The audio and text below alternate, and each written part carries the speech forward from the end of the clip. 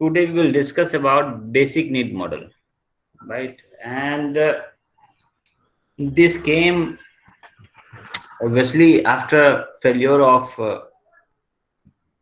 two models which we discussed earlier, which came after dominant paradigm. When dominant paradigm failed, various models came in series, and during 1870 this was the period of this model also. And let us see what are being said in this model. This model mainly stresses the need to meet the basic requirements of the poor. The theory postulates that the poor people do not participate in development programs due to lack of proper and timely information and preoccupation for income survival strategy.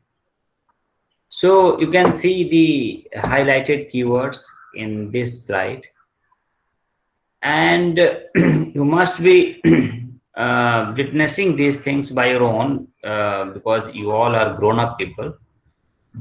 You must have felt that people could not fulfill their basic requirements, and without the fulfillment of basic requirements,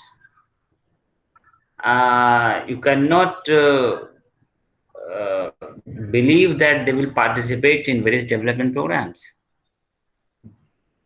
And first thing that we have to focus on fulfilling their basic requirements, and second is that why they don't take part in development programs.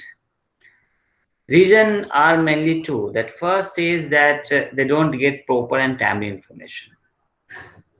The thing which should be informed earlier, they come to know about those things later. This is the first thing, and you can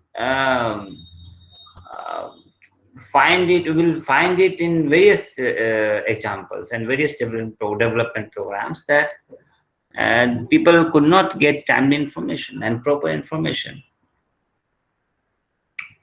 And second one is income survival strategy. People are very much involved in survival strategy. It means just for earning bread for himself or his family. So poor people have no time basically to get into these development programs and participate and try to learn various things, how to become developed. So this is also one thing, because I will just give you one example that there is a women-based channel, that is Appan Samachar, right? This works in Muzaffarpur area, and this is a very unique idea that you must have seen various newsletters uh, for a particular area or for a particular issue, which is being distributed among the community. But this is a Appan Samachar news channel kind of thing, and they have a group. This group go to various villages, cover the various issues of that village, make edit that footage and make a news program, and they used to broadcast that news program through projectors in various villages, in bazars, in panchayat bhavan. So they try to through audiovisual medium, they try to motivate people, and they try to make people understand about various issues of their villages. So once when we went there to do a small survey in some of the villages where Appan Samachar is operating, and we found a very interesting thing that women of some villages said that they could not see the program because they show their programs in bazars and in panchayat bhavans, and where we cannot go openly. And you must be getting the point that there are certain cultural barriers, social barriers, that women cannot roam freely. They cannot go anywhere just to see a program. So this was the problem, and obviously they used to show this program during evening period when people used to gather in local markets. And at that time, women has to do a lot of things in their households. So this is the problem, that they could not get the idea. So what is the problem? Problem is that uh, the you are not showing the program at the time when they could watch it.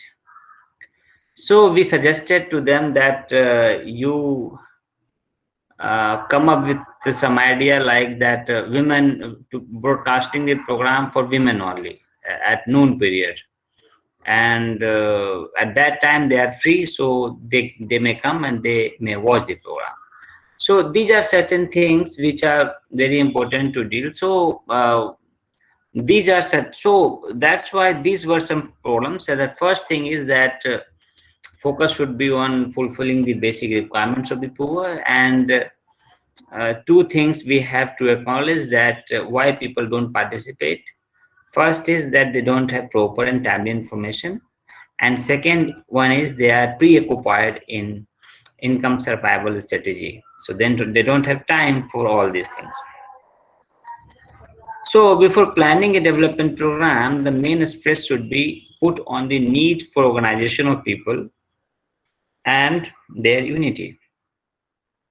So if you are planning a program, so your main idea should be that how to organize people, how to unite people, and this should be your strategy. And then only they will feel motivated, and they might feel that yes, in group they may come and they may interact with you. So this is the idea of basic need model, and from where it started. Basic need strategy grew out of the work of the ILO. ILO is International Labour Organization, and in 1970s they had a program called World Employment Program. In 1970s they came up with this point and this program, and it brought employment and people and human needs back to the center of development strategy. So now stress again came back to the how to provide employment to the people, how to fulfill the human needs, not only the growth and per capita income and all these things, but the focus should be that providing employment to a lot of the people and majority of the people, and then only you will be able to fulfill their basic needs. So the idea of basic need originated in the psychology literature also. In 1940s, there was a psychologist, Albert Maslow, and he gave an idea of hierarchy of five basic needs. Right, human beings have five hierarchy of these basic needs are very much important. Right. So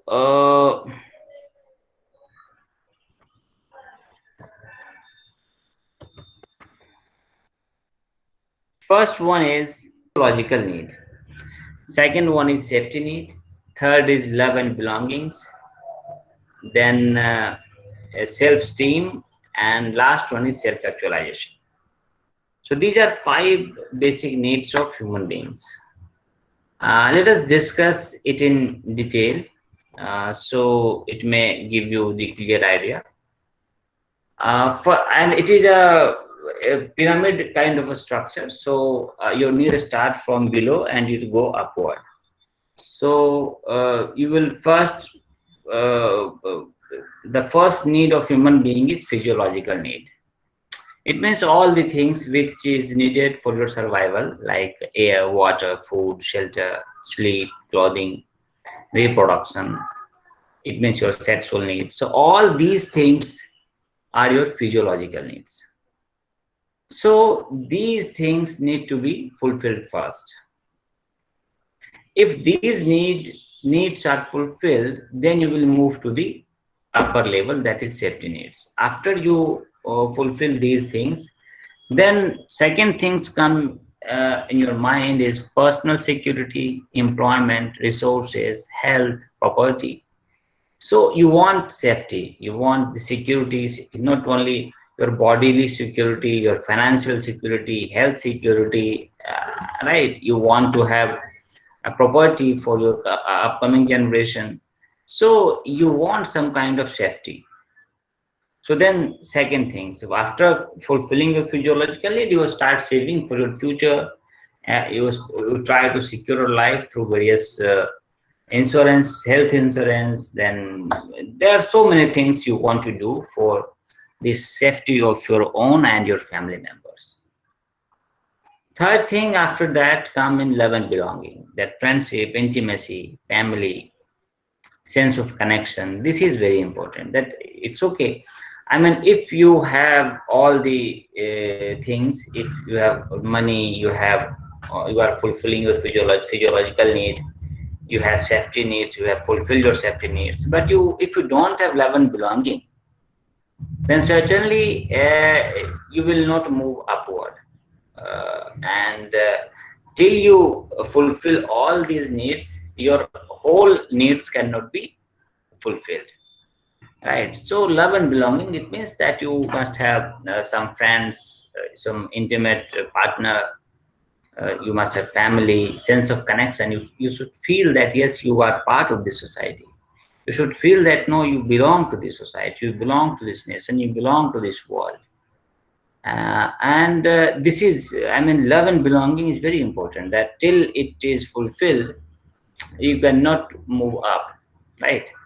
So now you may understand that if you may understand the thing in our country, when we make some community feel that no, they don't belong to this country, or they don't belong to this uh,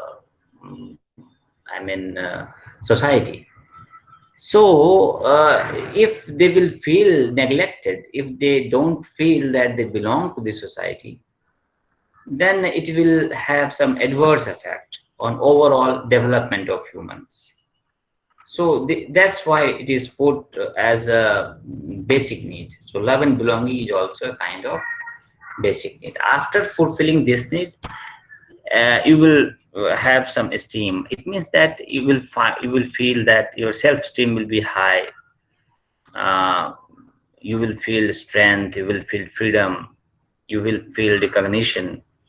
You will find that you will have certain status in the society. You have some respect in the society.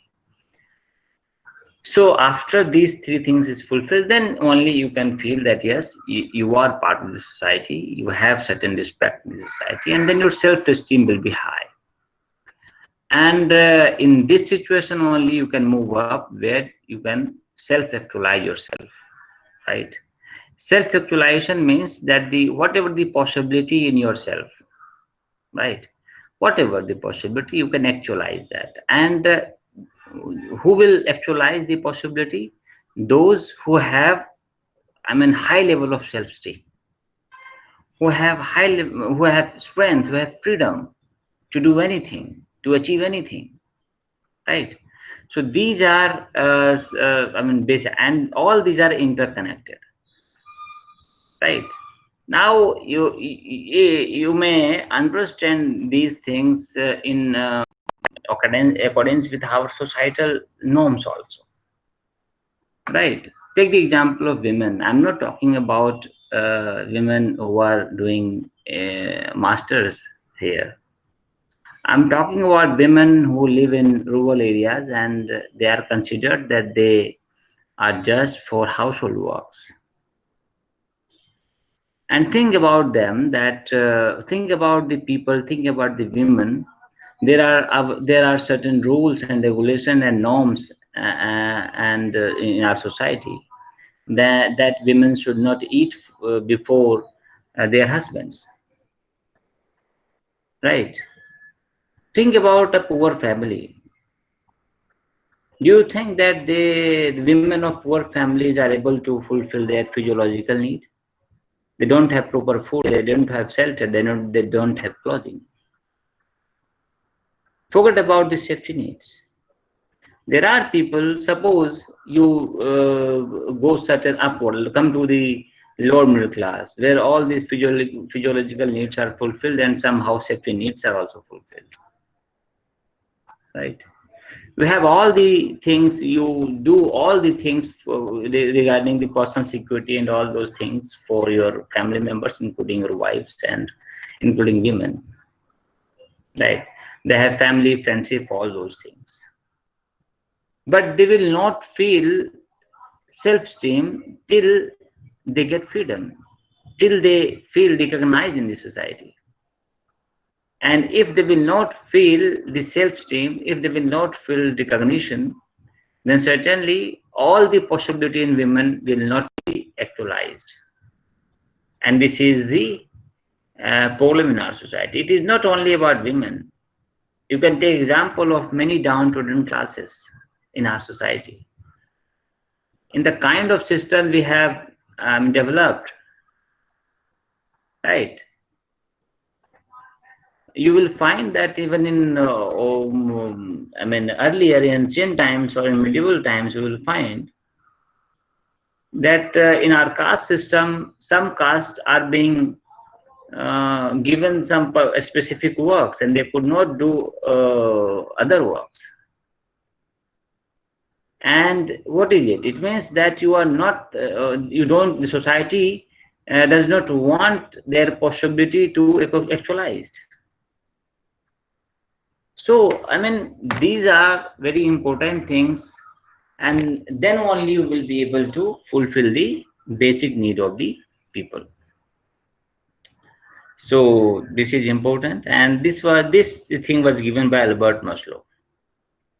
Now, later in India, during 1950s, the concept of minimum needs was developed by Pitambar Pant of the Planning Commission. At that time, we had Planning Commission that is abolished. The Planning Commission is not now, because in 2014 it is abolished, and now new system has emerged, that is Niti Aayog. And Niti Aayog is doing the same thing as Planning Commission was doing, but little bit of, it is little bit more professional than Planning Commission. So in 1950s, there was a Planning Commission, and one person working there, Pitambar Pant, he developed a minimum need kind of thing. And in India, you know what is minimum need? A minimum need is based on calorie-based consumption. And for rural people, it is 2400 calorie, and for urban people, it is 2200 calorie. So if you are getting that calorie, it means your minimum needs are fulfilled. Later on, you will find that these calorie-based things was monetized. It was seen in monetary terms also, and it was found that if a person is earning 45 rupees per day, then that person is not poor. So this is minimum. Not poor means it does not mean to say that that person is rich. If we say that that person is not poor, it means that the person is able to fulfill his minimum needs, right? So, but till 1976, basic needs had not become mainstream of approach in development, as we know that this was the time of dominant paradigm, and focus was on increasing the growth rate of the country, per capita income, all the establishing big industries, right? So focus was on that. And after that, many new theories followed, dependency theory and interdependence theory. All these things were tried, and when people found that no, all these things are not giving desired result, then in 1976, basic need became important again. And in 1976, ILO's World Employment Program, the transition of the concept, actual application took place. And after that, we will find that this, after 1976, when they came up with World Employment Program, then many countries started applying this thing in their country. And ILO defined basic needs in terms of food, clothing, housing, education, public transportation.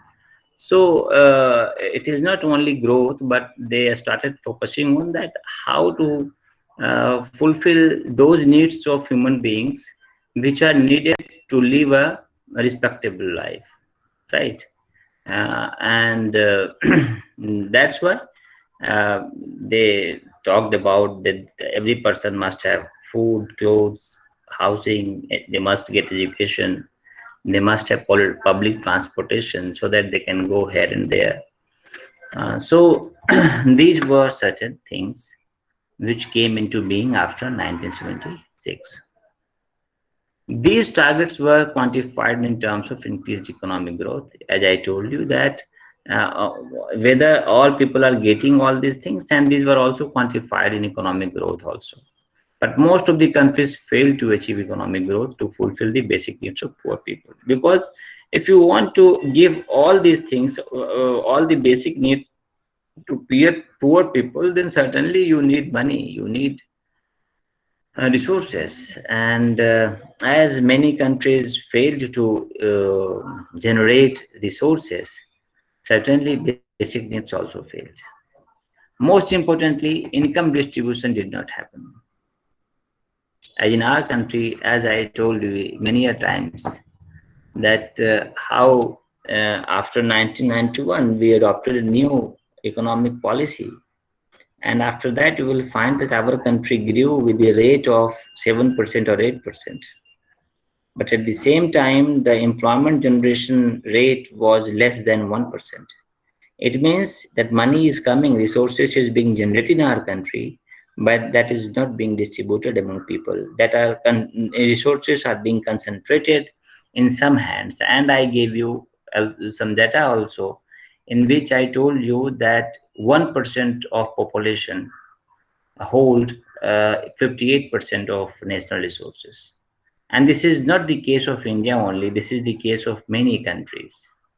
Right. In America also, you will find that there was a famous movement which is Occupy Wall Street, and in which there was a famous slogan that we are 99%. It means those people who are involved in this Wall Street, the share market kind of things of America, and all people started saying that all these share related things are done by 1% of population. They generate money and they keep playing with all these things, and who suffer? We 99% people suffer. So this is the case of every country. This is not about only India, but this is the problem, that we could not generate resources and we could not distribute it among people. So after in 1980, there was a debt crisis and policy of laissez-faire comes in. Laissez-faire policy means that the government will not interfere in economic things. And because there was a debt crisis, and so that's why every country who were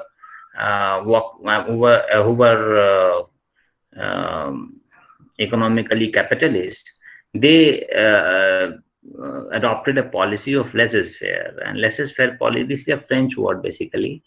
And the laissez-faire policy means that government will not interfere in economic things. So certainly, if government will not interfere, then certainly distribution will not happen. Basic needs of poor people will not be taken care of, because who will take care? If government will not take care, who will do? Businessmen will not take care, right? So that's why in 1980 again basic need model was put at back burner. An idea of basic need returned on the world scene in 1990 when first Human Development Report published. And after we know that in 1990 SGI came in, and SGI was based on all these things which we on the basis of basic need. If you don't have, if you are not giving proper education to your population, if your population have no health facility, if they don't have minimum income to fulfill their basic need, then in SGI you will rank below. So when SGI came in, again you will find that basic need came into forefront. So basic need theory says that in developing societies, there are a large number of people devoid of basic need of life, right? Food, nutrition, health, education, and housing. And this is because a few people are dominating the society and are taking the benefits of all development programs. The poor people have less participation in social, economic, educational, cultural, and political field due to their poor condition. And this is the case. They don't participate in social thing or economic, educational, any kind of thing. They don't participate, and that's why they are devoid of basic needs. So, the theory emphasizes that development must enhance the welfare of the people and many may satisfy their minimum needs. So, here we will find that the concept of welfare state, India is considered as a welfare state.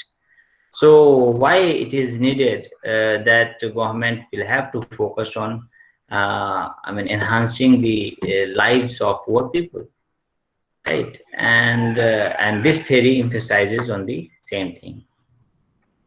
By keeping an eye on the conditions and problems of developing countries, the supporters of the basic need model of development give the suggestions that both mass communication and interpersonal communication must be used to achieve the basic needs. Now, to when we come to communication things, it is suggested that both the mass communication channel and interpersonal channel both should be used, and that's why we'll find that in India, SHG self-help groups were emerged.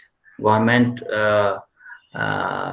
asked people to become self. Every banks and microfinance companies, governments, all of them tried to, create a group called self-help groups, so that these groups can help people to participate in development related programs. That's why we'll find in India there are ASHA workers who are providing medical facility in the rural areas.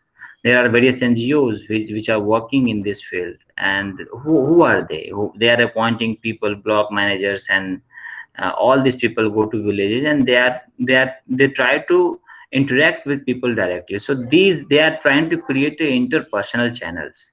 So through this interpersonal channels, they are trying to motivate people to participate in development programs and also to fulfill their basic needs. And for take the example of the, government is trying to give monetary help to the pregnant women.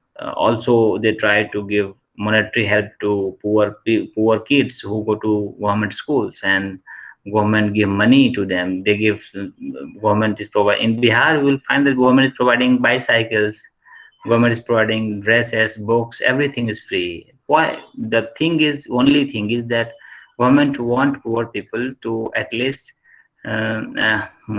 fulfill their basic needs, right? So that's why. So interpersonal channels will work, and also mass communication will also take part by for awareness related thing and to motivating people, right?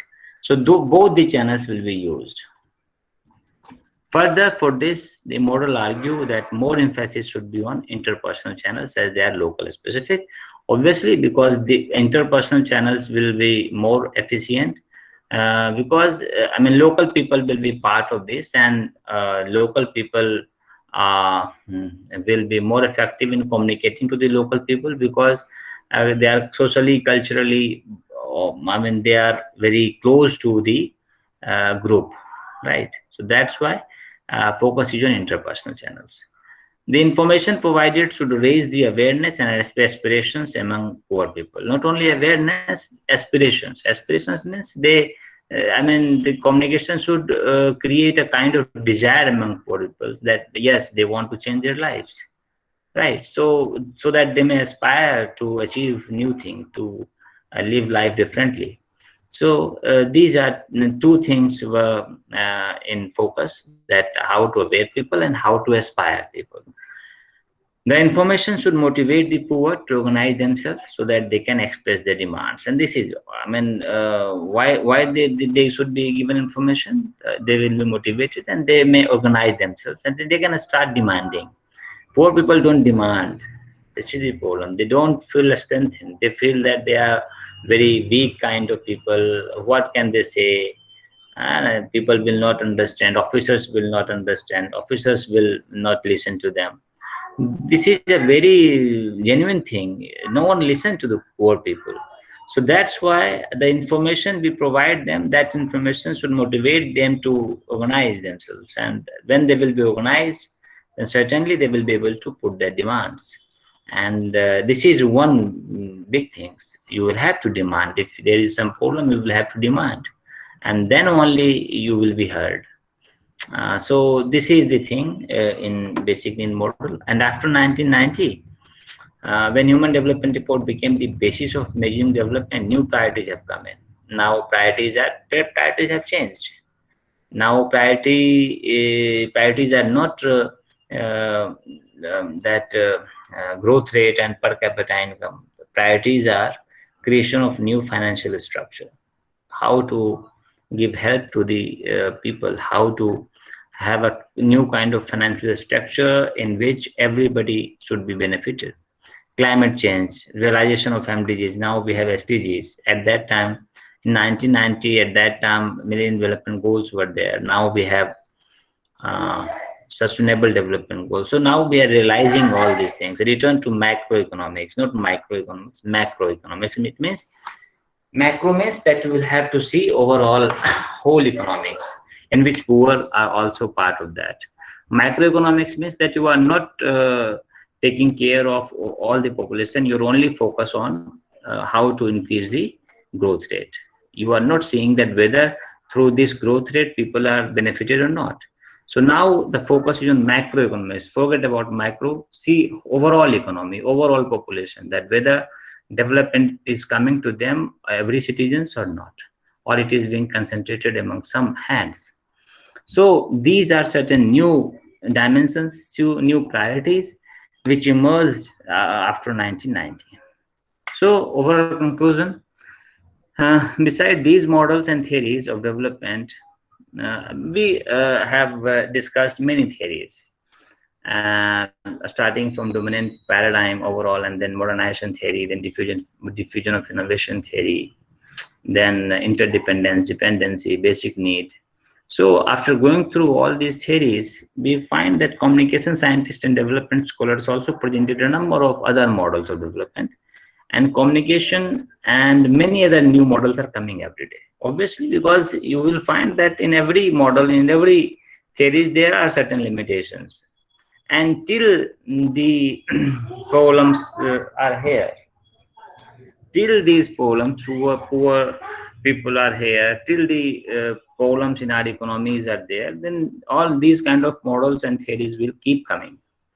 And we should not feel disturbed, and we should not be confused that why I mean, there are so many theories and not a single theory is helpful. No, not a single theory. A single theory will not help, because scenario changes, and according to scenario, you will have to come up with new ideas, right? So that's why these things will keep coming till we achieve the desired result. So the process will always continue, and the development perspective will also continuously change. So earlier it was growth rate, now it is millennium sustainable development goal, and now it is about climate change, now it is about fulfilling basic needs of the people. So our perspective changes according to time, and accordingly we have to come up with new ideas and new theories. Today, on one side, the standard of living is raising, while on the other, the definition of development is also changing. Now you see, I mean, you think about dominant paradigm, and that at that time, what was the idea? What was the, I mean, our desire? Desire was to raise the living standard. Now, living standard is high, but again, we are facing new problems. Until we deal with those problems, we will not consider developed. If your climate is not healthy, if your I mean the health of our planet is not good, then certainly all these developments are uh, not good for our planet, and this cannot be considered as final thing, right? So now, I mean, standard of living is raising, then now definition is changing. So now definition, since definition has changed, so we'll have to come up with new idea. So this new approaches for development is always required, and theories, models, and definitions should come before us continuously, and thus there will be always scope for new studies, right? So development communication is a field where always there is a need of new idea and to help people to deal with their problems. So these are certain differences. So thank you. If you have any questions, you can ask.